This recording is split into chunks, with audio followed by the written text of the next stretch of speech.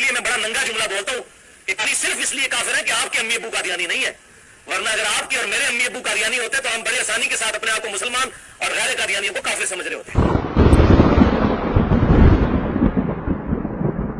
قادیانی صرف اس لیے کافر ہے کہ آپ کے ماں باپ قادیانی نہیں ہیں، ورنہ اگر آپ کے ماں باپ قادیانی ہوتے تو قادیانی مسلمان ہوتے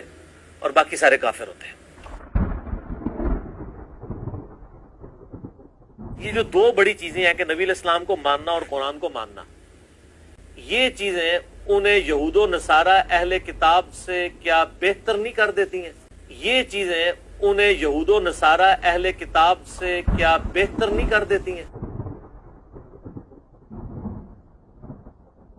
قیامت والے دن میرے حوض کوثر پہ کچھ لوگ لائے جائیں گے جن کو میں پہچانتا ہوں گا، کیوں کہ مسلمانوں کے اعضائے وضو چمک رہے ہوں گے قیامت والے دن، قادیانیوں کے بھی چمک رہے ہوں گے، قادیانیوں کے بھی چمک رہے ہوں گے، قادیانیوں کے بھی چمک رہے ہوں گے۔ اور معذرت کے ساتھ ایک ہی بڑا ہمارا ان سے اختلاف ہے نا ختم نبوت پہ، اس میں انہوں نے ترجمہ ٹھیک کیا ہوا ہے، آپ کے علماء نے غلط کیا ہوا ہے، اس میں انہوں نے ترجمہ ٹھیک کیا ہوا ہے، آپ کے علماء نے غلط کیا ہوا ہے۔